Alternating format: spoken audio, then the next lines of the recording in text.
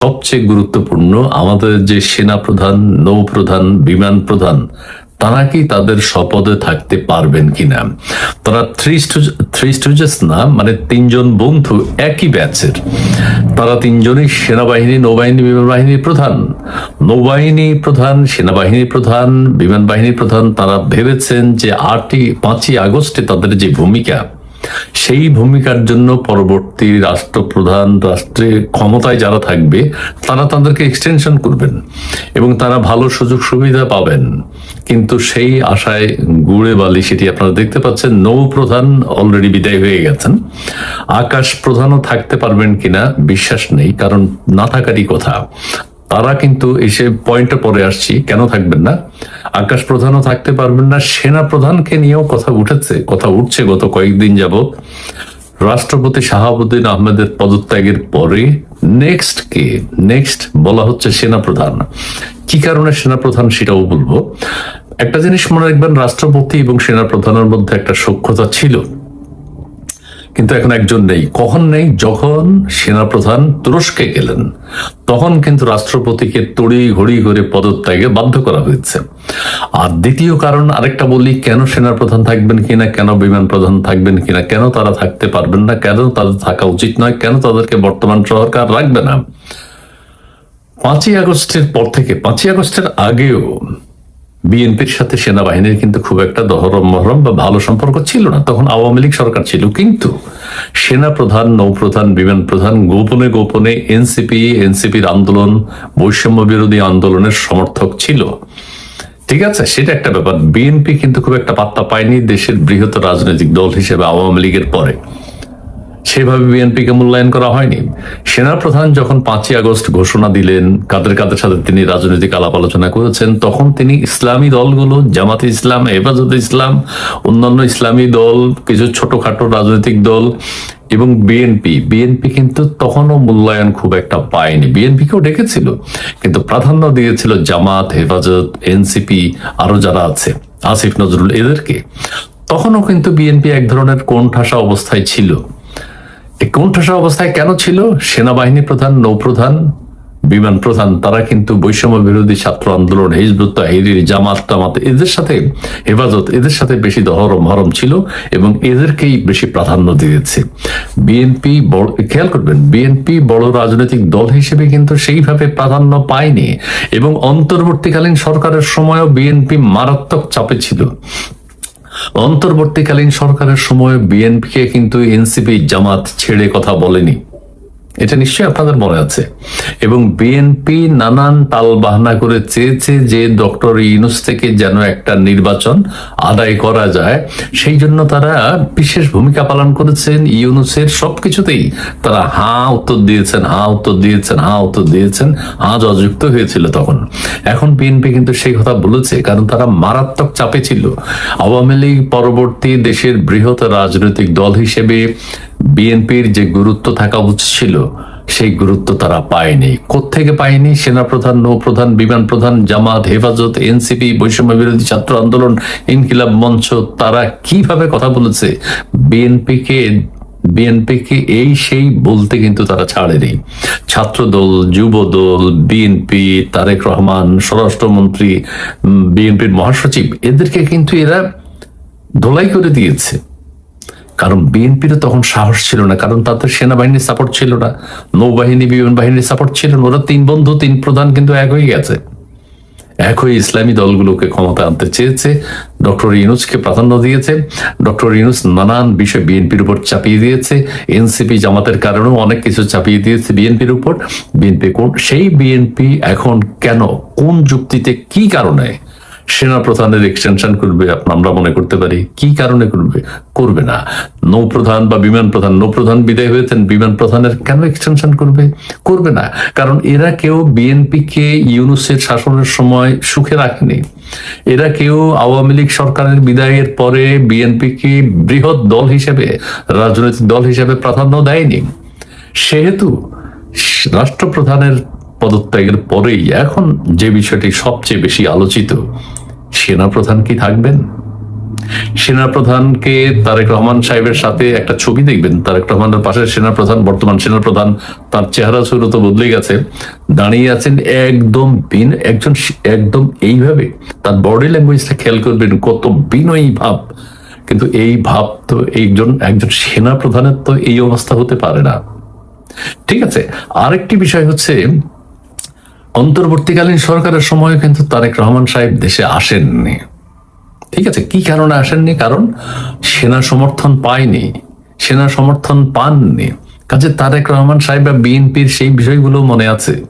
ঠিক আছে, আর একটি বিষয় হচ্ছে 1/11 সময় সেনাবাহিনীর যেসব সদস্য তারেক রহমানের উপর নির্যাতন চালিয়েছিল, সেটাও তারেক রহমান সাহেবের মনে আছে। ঠিক আছে, বর্তমান বিএনপি সরকারের সময় কিন্তু আমাদের যে ওয়াকারুজ্জামান সেনাপ্রধান, তার কিন্তু খুব একটা সরকারের সাথে খুব একটা দহরম মহরম অবস্থান নেই। কারণ সেনাপ্রধান চাপে আছে, এবং চাপে থাকার যথেষ্ট কারণ আছে।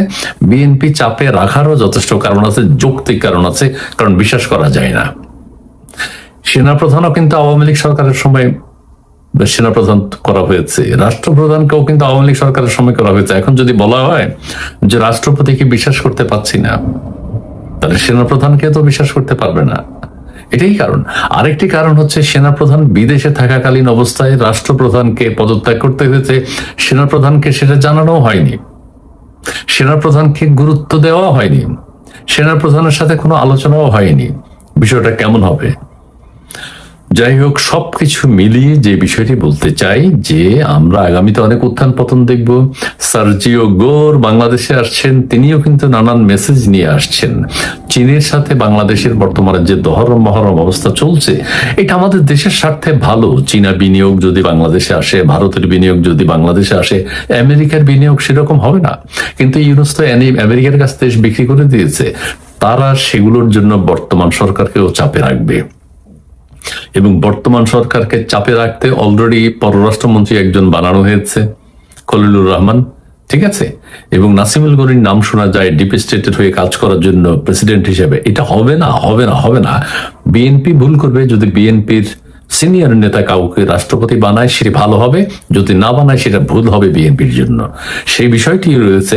কাজে সার্জিও গোরের বাংলাদেশে যে আগমন, এটা নিয়েও সেই অনেক বিষয় চাপ দিবে চীনের সাথে। এখন বাংলাদেশের স্বার্থ দেখতে হবে। ঠিক আছে, অন্যদিকে আবার শেখ হাসিনা বাংলাদেশে ফিরবেন বলে ঘোষণা দিয়েছেন, সেটাও কতটুকু হয়, কিভাবে হয়, সার্জিও গোর সেরকম কোনো মেসেজ নিয়ে আসবেন কিনা, সেটাও কিন্তু সময়ই বলে দিবে পরিস্থিতি কোন দিকে যায়। সেনাপ্রধান, বিমান প্রধান, ইনাদের যে আর এক্সটেনশন হবে না, এটা পরিষ্কার। অথবা এক্সটেনশনের আগেও যে এখন যে তাদের যে অবস্থান, এখন তারা চাকরিরত অবস্থায় আছেন, এই অবস্থা থেকেও তাদেরকে ওই রাষ্ট্রপতির মতো বিদায় হতে হবে। সেই দিনটির অপেক্ষায় আছি, সেই দিনটি হয়তো আমাদেরকে দেখতে হবে। আর সাম্প্রতিক যে পরিস্থিতি, তাতে বোঝা যায় এনসিপির ছেলেরা তারেক রহমান বিএনপি সরকারকে ছেড়ে কথা বলছেন এখনো। এটা অন্য কোনো রহস্য আছে কিনা? জামাতে ইসলাম বিএনপিকে ছেড়ে কথা বলছেন এখনো, রাজপথে তছনছ করে দিবে এবং থাকতে পারবে না। কর্নেল অলি আহমেদ সাহেব কিসের মেসেজ পেয়েছেন? তিনি জানেন তারেক রহমানকে কারা হত্যা করতে পারে, যে আপনি বাইরে বেশি যাবেন না। তাদের কাছে খবর আছে। কর্নেল অলি সাহেবের কাছে কি খবর আছে? কর্নেল অলি সাহেব ও বিএনপির উপরে এত ক্ষুব্ধ কেন? কি কারণ? এই বৃদ্ধ বয়সে এত কিছু। রাজনৈতিক গঠনমূলক সমালোচনা করুন, সেটা হতে পারে, কিন্তু ছেড়ে কথা বলছেন না। জামাত, হেফাজত এবং কর্নেল অলি, তারা এনসিপি জামাত 11 দলীয় জোট, জামাত হেফাজত একসাথ হয়ে গেলে নাকি বাংলাদেশের সরকার বিতাড়িত হয়ে যাবে, সেই ধরনের হুমকিও কর্নেল অলি দিচ্ছেন। দেখা যাক পরিস্থিতি কোথায় গিয়ে দাঁড়ায়। প্রিয় দর্শক, ভালো থাকবেন, সুস্থ থাকবেন, সুন্দর থাকবেন। তবে শেষবারের মতো আবারও বলি, আমাদের সেনা প্রধানের চেহারা সুরতে যে পরিবর্তন এসছে, একজন সেনা প্রধান হিসেবে সেনা আইনে কি বলে, আমি সেদিকে আর যাবো না। মানে তিনি অনেক পরিবর্তন হয়ে গেছেন। ঠিক আছে, অনেক পরিবর্তন হয়ে গেছেন। এই পরিবর্তিত পরিস্থিতিতে ওনার যে পরিবর্তন এসছে, সেই পরিবর্তন করেও কি তিনি সেনা প্রধান আর থাকতে পারবেন কি না, সেটাই দেখার বিষয়। গতকাল সার্জিও গোরের একটা এপিসোড করেছে, তো সেটার একটা ফার্দার ইনফরমেশন হাতে এসছে, যে কারণে এই আজকে আসলে একটু কোনটাই প্ল্যান অনুসারে হয় নাই। এই ফার্দার ইনফরমেশনটা আমার হাতে আসাতে আমি ভাবলাম যে এটা আপনাদেরকে ইনফর্ম করি যে সার্জিও গোর যে আসতেছে সেটার কিছু আপডেট আছে। প্রথমত সার্জিও গোর আসতেছেন 30 তারিখে 3 দিনের জন্য বাংলাদেশে থাকবেন। এটা মোটামুটি 3 দিনের জন্য আসছেন। আর সার্জিও গোরের সাথে খলিল সাহেবের কিন্তু সাক্ষাৎ হয়েছে। আমরা এটা আগে জানতাম না যে সার্জিও গোরের সাথে আগেই খলিল সাহেবের সাক্ষাৎ হয়েছে, এটা জানতে পেরেছি। তো এটা হয়েছে তার সাথে যে সাক্ষাৎ হয়েছে এটা হলো মার্কো রুবিওর সাথে যেদিন সাক্ষাৎটা হয় সেই দিনে কিন্তু ওইখানে সার্জিও গোর ছিলেন। সার্জিও গোর যেহেতু উনি সাউথ এশিয়ান সেন্ট্রাল এশিয়ার ট্রাম্পের স্পেশাল রিপ্রেজেন্টেটিভ হিসেবে তিনি সেদিন মার্কো রুবিওর সঙ্গে ছিলেন। ওই সময় যখন এটাকে বলে ডিপ্লোম্যাটিক ভাষায় বলে পুল সাইড মিটিং বলে, মানে এটা যেটা একেবারে মানে হাই হ্যালোর মতো না, হাই হ্যালো মিটিং না, যে জাস্ট হ্যান্ডশেক, সাইড লাইনে হ্যান্ডশেক করে গেল, যেটা ইউনুস সাহেব করতেন আর কি 34-35টা দেশের লোকদের সাথে এখানে যায় ওখানে যায় হাত মিলায় উনি এটাকে মিটিং হিসাবে প্রচার করতেন। এটা সেটা না, এটা পুল সাইড বলে ওরা ডিপ্লোম্যাটিক টার্মে, যে পুল সাইড একটা মিটিং হয়েছে। সেটা বেশিক্ষণ বড় লম্বা মিটিং ছিল না, সেখানে অন্যান্য কর্মকর্তার পাশাপাশি কিন্তু মার্কো রুবিওর সাথে থাইল্যান্ডে যে ইয়েটা হয়েছে এটা হলো ছিল কি বলে মার্কো রুবিওর সাথে যে ইয়েটা, এটা থাইল্যান্ডের যে মিটিংটা ছিল সেই মিটিংটা ছিল হইলো কি নামের মিটিং, নামটা আপনাদের মিটিংটা ছিল 33rd ASEAN regional forum, ARF foreign মিনিস্টারদের বৈঠক ছিল। এটা 50th anniversary of the treaty of amity and cooperation, TSE, এটা উপলক্ষে এই 33rd মিটিংটা হয়েছে, আসিয়ান রিজিওনাল ফোরাম। এটা ফিলিপিন্সের ম্যানিলায় হয়েছে। তো সেটারই এটা 22 তারিখে এই মার্কো রুবিওর সাথে সার্জিও খলিলুর রহমানের এই পুল সাইড মিটিং বলে, এটা অ্যারাউন্ড 10-12 মিনিটস অফ 15 মিনিটসের মতো কথাবার্তা হয়েছে।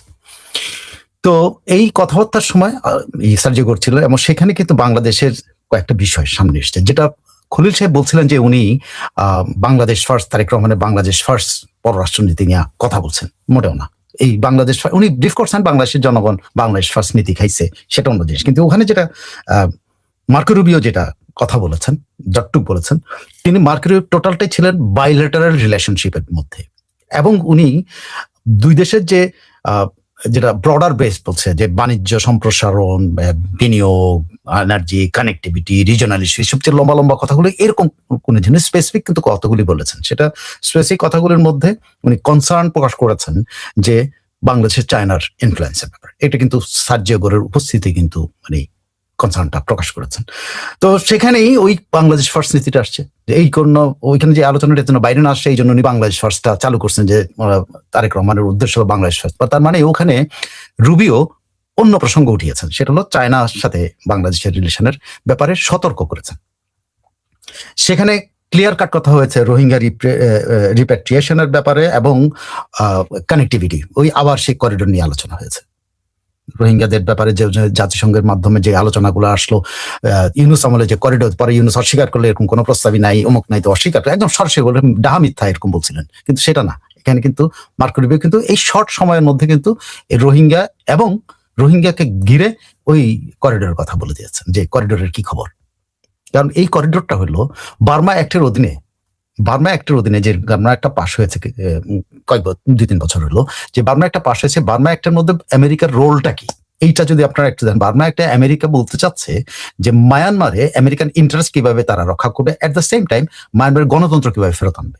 মানে এই যে রেজিম আছে মায়ানমারে, এই রেজিমের বিরুদ্ধে তারা অবস্থান নেবে, সেখানে রেজিমের বিরুদ্ধকারীদের জন্য একটা বাজেটও আছে। সেই বাজেট কিভাবে রেজিমের বিরুদ্ধচারণকারীদের কাছে পৌঁছাতে পারবে, সেটা আরাকান আর্মি তার মধ্যে একটা। কারণ আরাকান আর্মি মায়ানমার গভর্নমেন্টের বিরুদ্ধে যুদ্ধ করছে, সো আরাকান আর্মি জন্য কিন্তু আমেরিকান ফান্ডিং আছে। সে ফান্ডিংটা কিভাবে দেবে, এইটা হলো বার্মা অ্যাক্ট। কিভাবে এই বিদ্রোহীদেরকে তারা মানে অস্ত্র সহায়তা দিবে, কিভাবে তাদেরকে অন্যান্য সহায়তা দিবে, খাদ্য সহায়তা দিবে, রিলিফ সহায়তা দিবে, এগুলো হলো আসলে ওই আরাকান আর্মিকে ফ্যাসিলিটেট করার জন্য কিন্তু এই করিডোর কিন্তু এই রোহিঙ্গাদের জন্য না। বলা হচ্ছে রোহিঙ্গাদেরকে হেল্প করার জন্য।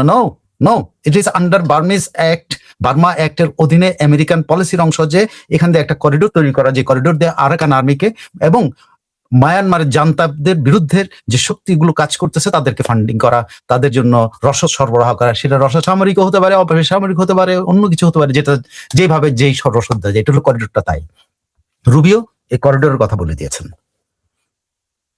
রুবিও চীনের কথা বলেছেন, সেখানে সার্জিও গোর ছিল।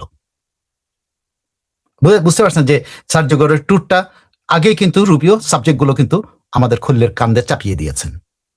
সেখানে কিন্তু এটা লুকানোর জন্য এই খলিল সাহেব আয়সা ওখানে রিপোর্টারদেরকে বললেন বা ব্রিফ করলেন যে তারেক রহমানের বাংলাদেশ ফার্স্ট নীতি নিয়ে রুমিওর সাথে। রুমিওর এত সময় ছিল না তারেক রহমানের বাংলাদেশ ফার্স্ট নীতি শোনার জন্য, তারেক রহমানের যুক্তি শোনার জন্য উনি কেন চায়না গেছেন, তারেক রহমানের যুক্তি শোনার জন্য যে উনি কেন চায়নাকে এইটা দিচ্ছেন, ওইটা দিচ্ছেন, সেটা দিচ্ছেন, তিস্তা দিচ্ছেন। এইটা ওই রুবিওর ওই সময়টাই ছিল না। এটা it was a meeting, very short meeting, but it was not a short মানে হাই হেলো মিটিং ছিল না। এটা একটা শর্ট মিটিং ছিল যেখানে রুবিও বাংলাদেশকে মনে করিয়ে দিয়েছেন যে তোমাদের এজেন্ডাগুলো, তোমাদের বিষয়গুলো কি কি।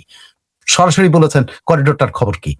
এখানে বলছে মাল্টি শব্দটা মাল্টি মডেল কানেক্টিভিটি শব্দটা ইউজ করেছে। Multi model connectivity multi model connectivity. তো মাল্টি মডেল কানেক্টিভিটি রোহিঙ্গা এবং মাল্টি মডেল কানেক্টিভিটি। রোহিঙ্গাদের স্বার্থ রক্ষার জন্য কিন্তু এটা না, করিডোরটা না। এগুলো কিন্তু আস্তে আস্তে পরিষ্কার হচ্ছে। এটা হলো রোহিঙ্গাদের বিরুদ্ধে করিডোর। কারণ আরাকান আর্মি রোহিঙ্গাদেরকে নির্মূল করে, বা রোহিঙ্গাদেরকে কিন্তু মায়ানমার জান্তাও নির্মূল করে, আরাকানরাও পিটায়। সো করিডোরটা কার জন্য তাহলে? সিম্পল দৃষ্টিতে আপনি দেখেন, করিডোরটা হলো ওই বার্মা অ্যাক্টের অধীনে একটা ফ্যাসিলিটেশন, যেটা মায়ানমারের জান্তা বিরোধী শক্তিকে ফাইন্যান্স করা, জান্তার বিরোধী শক্তিকে রসদ সরবরাহ করা, সেটার জন্য এখানে বলা হচ্ছে। যেটা ইয়াকে মনে করা যাচ্ছে চায়নার ব্যাপারে, তার মনে করা যাচ্ছে তিনি রিএফার্ম করছেন যে চায়নার ব্যাপারটা তোমরা দেখো, মানে বারবার উনি একই যাচ্ছেন। এবং কি বলে রোহিঙ্গা রিপ্যাট্রিয়েশনের ব্যাপারটা এবং মাল্টি মডেল কানেক্টিভিটি, তিনটা বিষয় মার্কো রুবিও এই খলিলকে মনে করিয়ে দিয়েছেন। আর সেখানে উপস্থিত সার্জিও গোর। সো সার্জিও গোরের সাথে কিন্তু এজেন্ডা কিন্তু ওখানে ঠিক হয়ে আছে, এজেন্ডা কিন্তু ফিক্সড হয়ে গেছে। এজেন্ডা আর এখানে নতুন করে কিছু না। এখানে এজেন্ডা যেটা হবে মানে ওনার সফরসূচির মধ্যে কি থাকবে সেটা ঠিক করতেছে, যে কোথায় যাবেন, কি খাবেন, অমুক করবেন, কোন জায়গায় বসবেন, কোন সাংবাদিকের সাথে কথা বলবেন, কোন সিভিল সোসাইটির সদস্যের সাথে কথা বলবেন। কিন্তু তার এটা মোটেও, ওইটাকে বলা হলো অফিসিয়াল এজেন্ডা খোঁজ, কিন্তু কোন বিষয়ের জন্য উনি আসতেছেন সেটা কিন্তু এইখানে সাবজেক্টটা ঠিক করে দেওয়া হয়েছে, পরিষ্কার। সো সার্জিও গোর ইয়ের কাছে নতুন কিছু না, খলিল সাহেবের কাছে এটাই হলো মানে আপনার সর্বশেষ। এটা ওনার যেটা বলছেন যে যেটা থেকে যে তথ্যগুলো আমাদের ফরেন মিনিস্ট্রি থেকে আসছেন, সেখানে এই কথাগুলো হুমায়ুন কবিরের উপস্থিতি হয়েছে। হুমায়ুন কবির সেখানে উপস্থিত ছিলেন। সেটা এটা আমরা জানি যে হাত মেলানোর ছবি আপনারা দেখতে পেয়েছেন, কিন্তু ওই মিটিং এর মধ্যে হুমায়ুন কবির উপস্থিতি কিন্তু মার্কো রুবিও এইগুলি বলেছেন। তবে হ্যাঁ, ওইখানে যে ফর্মাল কথাগুলি আসছে যে ওনাকে উঙ্গার প্রেসিডেন্ট হওয়াতে ধন্যবাদ জানিয়েছেন, প্রশংসা করেছেন, অমুক করেছেন, সবকিছু ঠিক আছে। কিন্তু আপনাদের ইয়ের জন্য জানতে পারি যে বাংলাদেশের এজেন্ডা ঠিক হয়েছে, যে এই দুইটা হলো আমেরিকান এজেন্ডা। আমেরিকার এই জন্য চায়না এবং করিডোর। অনেক সময় আজকে সংক্ষেপে এর বেশি আমি বিশ্লেষণ করতে চাই। এইগুলা নিয়ে আমি আশা করি কালকে যদি আরেকটু ডিটেল পাই, কালকে আবার একটা ছোটখাটো এপিসোড করব। তো সেখানে বলবো, আপাতত এইটুকু পর্যন্ত মানে। তো থ্যাংক ইউ সবাইকে। আসি দেখি আপনার কি বলেছেন। রুবেল রানা বলছেন ওনার একটা সম্প্রদায় টাইম বোমা ফুটলো, তা নিয়ে কি একটা প্রোগ্রাম করা যাবে? আর যদি কিছু ইনফরমেশন তবে দয়া করে বলবেন। আমি টাইম বোমা নিয়ে আমি এক্সপার্ট না, কিভাবে করবো আমি দেখি। আপনি যেহেতু বলছেন খোঁজ নেব, যদি আমাদের সিকিউরিটি মানে আমাদের সিকিউরিটি এজেন্সিস গুলোতে যে বন্ধু বান্ধবরা ছিলেন এখন আমাদের বয়সের অলমোস্ট রিটায়ার্ড, তাদের সাথে একটু কথা টথা বলে জানতে পারি কিনা কি টাইম বোম কি, এটা আমি জানার চেষ্টা করবো। তারপরে আজকে শোনার জন্য আচ্ছা ঠিক আছে। Sohel Rana, thank you comrade. Arifin ভাই অনেক ধন্যবাদ, আপনি এত রাতে আসছেন। Nurul Islam, thank you so much. ওয়ালাইকুম আসসালাম। সামাদ মজুমদার ভাই, শান্তি নাই, ক্রান্তি খুঁজে নিতে হবে। Kamrul Hasan, thank you so much হাসা greeting. Okay, thank you. Saikat Khan, আপনার বিশ্লেষণ শতভাগ সঠিক বলছেন, থ্যাংক ইউ। আমাকে প্রশংসা করেন না ভাই, আমি যতটুকু পারি করি। বাঙালির স্লোগান একটা, শেখ মামুনুর রশিদ, একটা বাঙালির স্লোগান একটা এই মুহূর্তে দরকার আছে শেখ হাসিনার সরকার। ওকে, নুরুল ইসলাম, মায়ানমার আর্মির হামলায় পরাজয়ের দ্বারপ্রান্তে আরাকান আর্মি, তাই মার্কিন যুক্তরাষ্ট্রের দৌড়ঝাঁপ আমাদের জন্য বিপজ্জনক। বাংলাদেশ না মায়ানমার যুদ্ধে জড়িয়ে পড়ে। এবি বিশ্বাস, আপনার কথায় আমি মোহিত। Thank you. আমার প্রশংসা করেন না ভাই প্লিজ। রেজাউল করিম, ঢাকা বানান ও গোর বানান ঠিক করেন, মানে ঢাকা বানান কি করেছে আমি জানি না, ঢাকা বানান ভুল হলে আমি ঠিক করে ফেলবো। আর গোর বোধহয় গড়, আমি গোর লিখে ফেলি আর কি, যাই হোক দেখবো আমি। কালাম মাহমুদ, থ্যাংক ইউ আমার সংশোধন করে দেওয়ার জন্য, আমি দেখবো। হ্যাঁ প্লিজ, আমি সংশোধন করবো। সাদ এম গনি, আমেরিকা তার বিনিয়োগ রিটার্ন নেবে কড়াইগন্ডায়। কামাল মাহমুদ, আমি ভালো আছি। রেজাল করিম, খলিলুর রহমান, ওকে ওকে, ঠিক আছে। দেলোয়ার হোসেন, শেখ হাসিনা ফিরে আসবে বীরের বেশে, ঠিক আছে, থ্যাংক ইউ। রহমান 97 স্টাডির জন্য খলিল একটা সাবজেক্ট হবে। Yes of course. সো সবাই